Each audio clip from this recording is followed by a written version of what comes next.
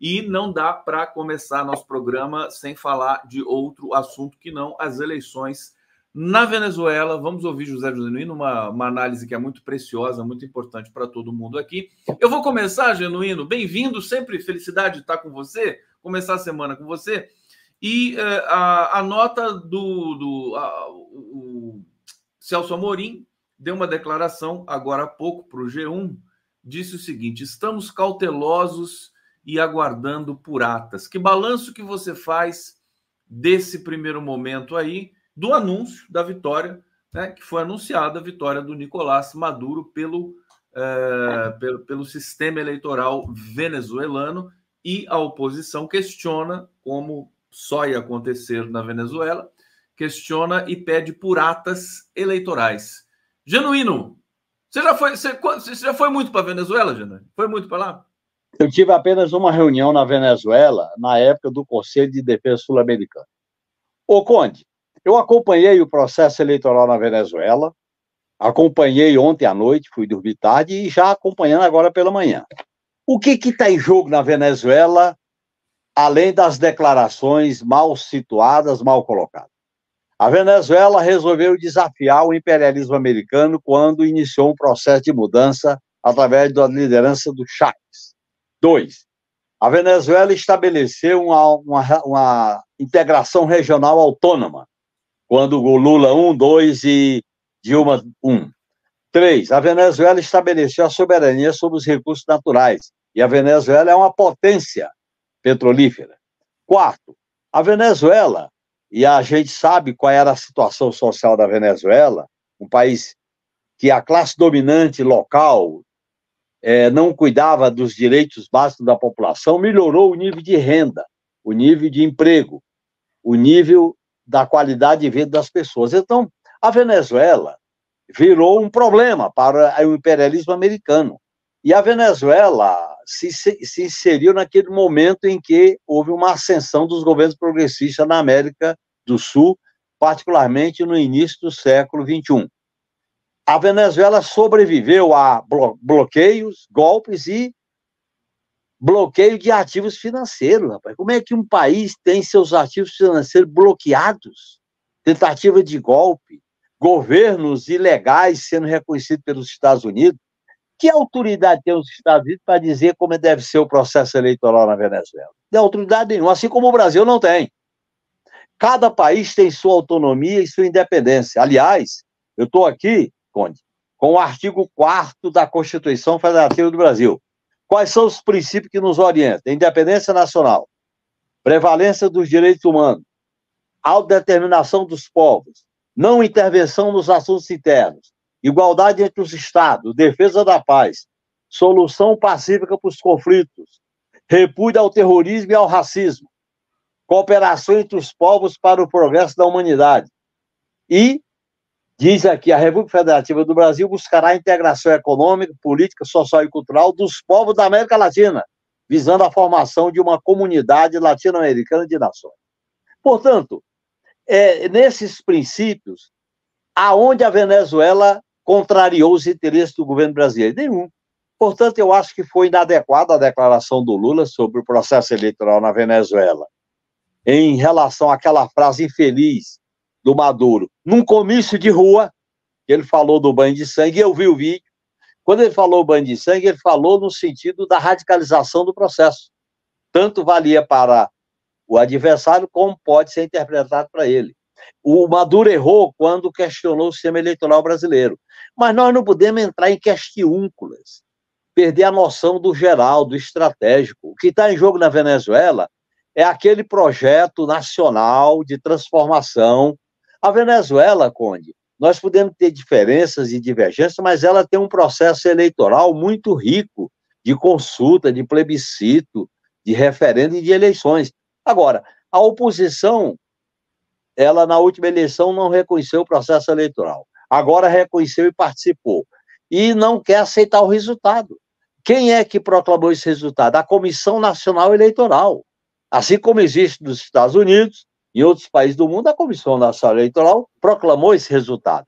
Portanto, lá não tem justiça eleitoral. O comparecimento foi 59% na medida que o voto não é obrigatório. Então, nós não podemos... Agora, eu não estou querendo copiar o que a Venezuela faz, eu não estou querendo dar lições, nem também fazer cópia. Nós temos que respeitar essa autodeterminação, porque o que está em jogo é a integração sul-americana, o que está em jogo é a integração latino-americana. E o que está em jogo é você viabilizar um projeto autônomo que enfrenta os Estados Unidos. Você sabe o que é o imperialismo americano em relação à América do Sul e América Latina. Deixa eu só fazer uma pergunta para você. Dentro da tua reflexão sobre a Venezuela, o dado concreto também é que o governo brasileiro mudou um pouco, modulou, pelo menos, a sua compreensão do fenômeno. Antes, o governo brasileiro simplesmente chancelava o que estava acontecendo ali. Agora já tem algumas ponderações, por assim dizer. O fato de o Celso Amorim, por exemplo, ser o enviado do presidente Lula para Caracas, dizer que está cauteloso e aguardando as atas. Qual que é o significado dessa dimensão para você? É que o governo entrou mal nessa história. Entrou mal. Primeiro, não deixou claro qual era a cláusula do Acordo de Barbados. A cláusula era reconhecer todas as candidaturas como legítimas que cumprem a legislação eleitoral da Venezuela. A Corina não cumpria essa legislação, porque havia processo contra ela em relação à filiação partidária e em relação às ações golpistas da época do Guaidó e da época da tentativa de golpe dos americanos. Portanto, aí o governo ficou com a saia justa. O que eu acho que devia ser correto? O governo acompanha o processo eleitoral venezuelano, não emite opinião nem contra nem a favor, e, evidentemente, as instituições, quando proclamam o resultado, você reconhece, você vai exigir agora voto a voto, você vai exigir agora recontagem, você vai exigir agora contar papeleta por papeleta. É uma posição, no meu modo de entender, de equivocada, porque a gente entrou mal e está saindo mal da história. Então o governo brasileiro está numa situação difícil. Isso admite isso? Porque entrou mal na história. Nós não podíamos entrar da maneira como entramos. A questão nem podia dar o aval, nem podia fazer a crítica. Deixa o processo acompanhar, observa o que vai acontecendo e você respeita as instituições legais do Estado venezuelano. É isso, simples. E eu acho que algumas opiniões que o Lula deu, no meu modo de entender, foram imprudentes, assim como algumas opiniões do Maduro foram equivocadas, particularmente sobre o sistema, sobre as urnas brasileiras do sistema eleitoral. Pronto. É Genuíno, porque a relação entre os países tem que ser a relação madura. Nós não vamos copiar o que a Venezuela faz, nem vamos defender tudo que faz lá. É isso, é muito simples. Agora, Conde, o mundo caminha para uma pluralidade. O mundo é diferente, o mundo tem várias tensões. Nós não podemos ficar julgando esse ou aquele país. Nós temos que propor uma pluralidade de interesses, de regiões, de negociação, apostando na democracia, no reconhecimento dos direitos, na autodeterminação dos povos. É isso que tem que fazer. Agora, os Estados Unidos, através do Departamento de Defesa, dizer que está preocupado com o resultado das eleições na Venezuela. Que autoridade... Eu acho os Estados Unidos tão insignificantes a essa altura do campeonato, inclusive pelos problemas que eles enfrentam lá com as eleições deles. Aliás, é um tema à parte, que eu acho que nessa questão da Venezuela eles nem participam direito mais. Agora, para fechar essa questão Venezuela aqui, o fato é que a oposição vai gritar e a gente pode ter um problema, aliás, pode ter não, a gente já está tendo um problema de legitimação desse resultado na Venezuela para também o bloco regional. Quer dizer, Brasil, Colômbia, que são os países ali muito interessados em que a Venezuela tenha um processo pacífico, correto, democrático e tudo mais, a despeito de todas as dificuldades, tem aí uma situação complicada. Qual que você acha que seria o dado, digamos, o enunciado fundamental? Se o Lula chegar, o Lula poderia falar alguma coisa? E concordo com você, ninguém tem que se meter nessa questão da Venezuela, para o bem e para o mal. Olha, primeiro, se o Conselho Nacional Eleitoral proclamou o resultado, cabe ao governo brasileiro respeitar esse resultado. Não pode fazer exigência. Respeita o resultado. Primeira coisa. Segunda coisa, eu acho que a gente opinou demasiado, em demasia, sobre o processo eleitoral na Venezuela. Estamos consertando o trem em movimento. Terceiro, a integração é uma integração com governos de direita, de centro e de esquerda. O valor da integração é fundamental. Por isso que as relações têm que ser relações democráticas, respeitosas, sem pré-julgamento. Nós não podemos ficar fazendo julgamento aqui sobre determinado processo eleitoral na África, da Europa, na China, porque se a gente... o mundo ocidental cristão sob a batuta do imperialismo americano, não pode ser o juiz de como a humanidade deve se organizar. Nós temos que fazer um momento, um caminho pluralista, um caminho civilizatório, de reconhecimento. E aí você defende direitos básicos. Então, eu acho que a Venezuela está passando por um processo que houve discriminação, tentativa de golpe, bloqueio de ativos. E isso é normal num país, você bloquear os ativos oriundos do petróleo? Não é. E eu acho que a oposição ao Maduro era uma oposição vinculada à extrema-direita. Está aí a declaração do Milei, esse fanfarrão do capitalismo. Olha a declaração dele. Eu acho que é a mesma coisa, um equívoco, com a declaração do Boric. O governo do Chile diz: eu não quero confiar nos dados. Os dados não é do Maduro, os dados é do Conselho Nacional Eleitoral. É equivocado ele falar isso. Eu acho que a Venezuela está sendo... isso acaba levando água para o moinho do imperialismo, que é isolar a Venezuela, levantar a bola da oposição. A oposição tem que aceitar o resultado e preparar a disputa para a nova eleição. É assim que se faz na democracia, né? Nova eleição na Venezuela daqui a 6 anos, né? Maduro claro, até 2031. Mas vai ter eleição para o parlamento, vai ter eleição para... 18 anos. Conde, quantos anos nós esperamos para ter eleição no Brasil para o Lula ser eleito? Não é, isso é um argumento, né, Conde? Não, mas não era... O Fernando Henrique ficou 8 anos à frente da... Claro, aprovou a reeleição no primeiro mandato. Mas nós aceitamos. Então você não pode... A eleição foi legítima se eu ganhar, não pode ser esse raciocínio. Porque a oposição na Venezuela está dizendo o seguinte: o resultado eu só reconheço se ganhar. Aí a Corina lá diz: nós temos 70% dos votos. Com que base? Mas a pergunta que eu faço sempre é o seguinte: para que fazer um anúncio de vitória tão obscuro, sem as atas, sem o acompanhamento, proibindo boca de urna? Quer dizer, tudo isso é contra o processo de transparência. Agora, me diz o seguinte: quando um político Conde, aqui no Brasil se proíbe boca de urna. As pessoas são presas em boca de urna aqui no Brasil. Por isso você vai questionar a eleição? Pesquisa boca de urna, Jânio. Pesquisa boca de urna. Eles proíbem lá, pesquisa boca de urna. Não pode dizer. Agora, quando um político da geração, da tua geração do Lula, como o Pepe Mujica, se coloca desconfiado do processo venezuelano, o que pensar? Olha, eu tenho o direito de divergir do Mujica. Claro. Eu acho que o Mujica, eu tenho muito respeito por ele, cumpriu um excelente papel no Uruguai, mas eu acho que algumas opiniões dele sobre o processo de integração latino-americana, particularmente sobre a Venezuela, eu tenho divergência pontual.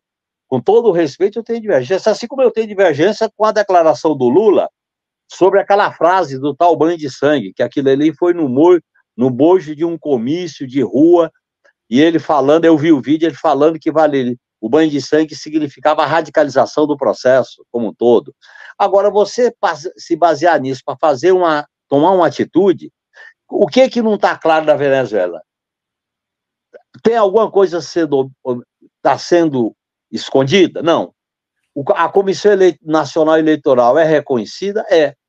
Não tem uma Comissão Nacional Eleitoral nos Estados Unidos? Não tem a diferente da Justiça Eleitoral aqui? Então, acho que isso aí, rapaz, só cria problemas para dar força à oposição e dificultar as reformas. Eu acho que o governo da Venezuela, o governo Maduro, tem que fazer mudanças, tem que fazer reformas, tem que mudar determinadas políticas, tem que se relacionar melhor no mundo multipolar, tudo isso. Agora, eu posso opinar dentro de uma visão democrática. Agora, eu julgar um processo eleitoral que foi acompanhado por dezenas de observadores internacionais, e já começar a questionar, eu vou desestabilizar o processo eleitoral da Venezuela, porque a diferença é pequena, não pode ser esse caminho. Esse caminho, no meu modo de entender, é uma intromissão nos assuntos internos, que, no meu modo de entender, é um equívoco do meu governo que eu defendo. José Genuíno aqui no 11 News, a gente traz aqui a opinião diversa, sem nenhum tipo de proselitismo, justamente para a gente poder entender um pouco melhor esse processo na eleição de um país vizinho que tem impacto aqui no Brasil. Se as coisas fervem na Venezuela, haja vista o volume de migração da Venezuela para o Brasil. Agora, vamos superar esse fato. Eu vou trazer coisas boas, Genuíno, porque no Brasil, enquanto a Venezuela amarga um processo complicado, né, e outras regiões do mundo, como os Estados Unidos, também amargam processos delicados e complicados, o Brasil, politicamente, parece ter conquistado uma estabilidade invejável. Fala pra gente o que você achou do pronunciamento do presidente Lula ontem. Foi ontem? Que foi um resumo do primeiro ano e meio do governo. Em primeiro lugar, Conde, eu coloco as eleições da Venezuela e a vitória do Maduro como uma das coisas boas, para ser muito claro. A pessoa, se a direita tivesse sido vitoriosa, a extrema-direita quer fazer frente com o Milei, quer fazer frente com a extrema-direita no Peru, a extrema-direita ia fazer aliança com o Trump. Olha bem, por mim a eleição do Maduro foi uma coisa boa, para deixar bem claro. Em segundo lugar, eu acho que o pronunciamento do Lula foi um pronunciamento calibrado, bem elaborado, bem situado em relação ao que ele produziu até agora. Eu acho que, no meu modo de entender, eu avançaria para determinados pontos. Por exemplo, em relação aos investimentos em políticas públicas de saúde, educação, de salário mínimo, eu acho que precisava melhorar. A questão da política industrial, eu acho que era preciso deixar claro o papel do Estado para aumentar o crescimento econômico e a geração de emprego. No meu modo de entender, eu acho que a gente podia ter feito uma colocação mais clara sobre a punição daqueles que tentaram o golpe no 8 de janeiro. Mas eu acho que foi um pronunciamento positivo, balizado diante da perspectiva de governo que o Lula dirige. O Lula dirige um governo de frente ampla, ele tem que se equilibrar nessa diversidade. Eu acho que foi um pronunciamento bom politicamente. Agora, eu acho que ele podia ter avançado em algumas questões, como eu já falei aqui, que são questões concretas em relação a medidas que serão necessárias diante da crise que o país... O Brasil ainda atravessa uma crise, vamos deixar claro. Por isso que as pesquisas ainda indicam um certo descontentamento. Nós temos que analisar que o que foi feito até agora é positivo, mas nós temos que fazer muito mais. Eu temo que a gente se contente com o que fez até agora e a gente fique acomodado. É isso que eu acho. Mas foi um pronunciamento... Mas você acha que ficou essa impressão de comodismo fica da fala do presidente Lula? Eu achei que foi Não, eu acho que ele podia... Agora nós estamos com o país mais em ordem, né? Isso está correto. O país entrou numa situação positiva, numa espécie de defesa do pacto civilizatório. Agora, eu acho que era necessário sinalizar medidas para continuar lutando para melhorar a vida do povo, principalmente na área econômica, na área social e nos dados que relacionados com a segurança pública, que no meu modo de entender são dados negativos. O governo está um pouco na defensiva nessa área. As questões relacionadas, por exemplo, com os direitos humanos, eu acho que podia ter avançado mais e o governo podia ter tocado mais nessa questão. E o problema internacional, eu acho, viu, Conde, que era necessário uma política mais afirmativa em relação ao protagonismo do Brasil numa política soberana, numa política de alianças pontuais de blocos. Não é só o ecumenismo da política soberana. Tem que fazer escolhas pontuais em relação não só à integração regional da América do Sul, como em relação à aliança com os BRICS, com a China, com a Rússia. Para esse processo de relativa estabilização, evidentemente que o Brasil é um país complexo e as coisas não são tão simples assim, mas pela pujança, pelo discurso forte do Brasil no G20, do combate à fome, você assistiu o discurso do Lula, também na taxação dos super ricos, com o Fernando Haddad, Lula Haddad fazendo aí um bate-bola que impressiona do ponto de vista geopolítico. O Brasil é a sede do G20 aí para novembro, no Rio de Janeiro.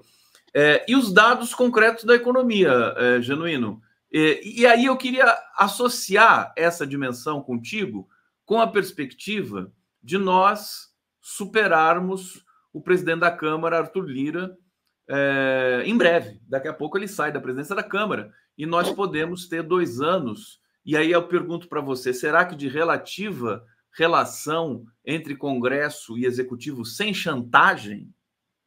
Bem, os dados que o governo anunciou são positivos. Com base nesses dados, nós temos que fazer muito mais para gerar emprego, melhorar a renda e, principalmente, a distribuição de renda, mudando o conteúdo das políticas tributárias que são escandalosas, porque não taxa lucros e dividendos e os grandes ricos do Brasil e do planeta. Isso aí, essa declaração sobre a taxação do super rico é positiva.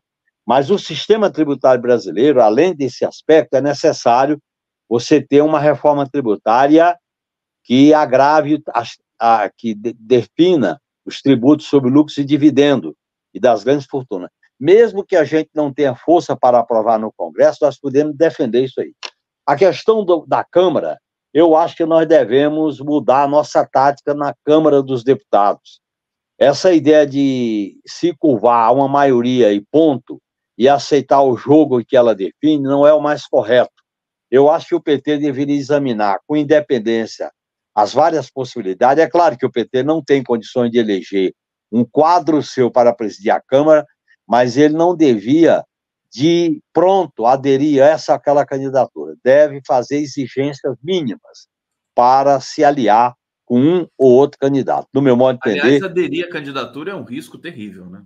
É um risco, porque a gente dá o aval, a legitimidade da candidatura e depois acontece como aconteceu com o Lira, em relação ao orçamento impositivo, em relação à pauta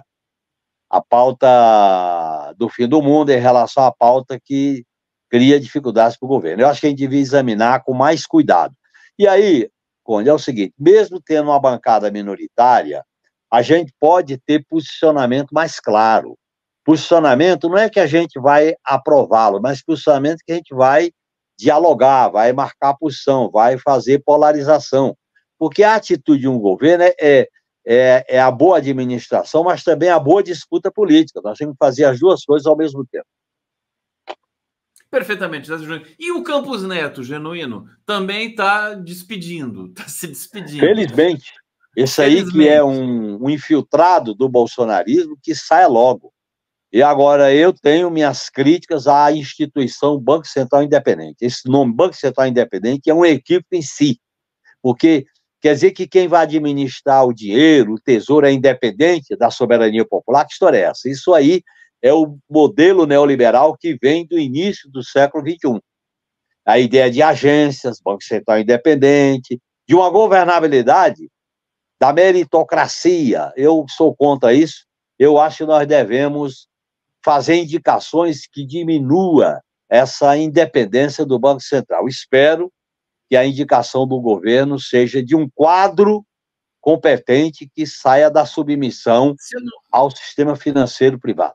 Você não acha que pode acontecer agora uma história muito irônica, né? Porque enquanto o presidente do Banco Central era um representante das elites, como o Campos Neto, as elites brasileiras ficaram ali devidamente domesticadas, né, e assistindo à festa.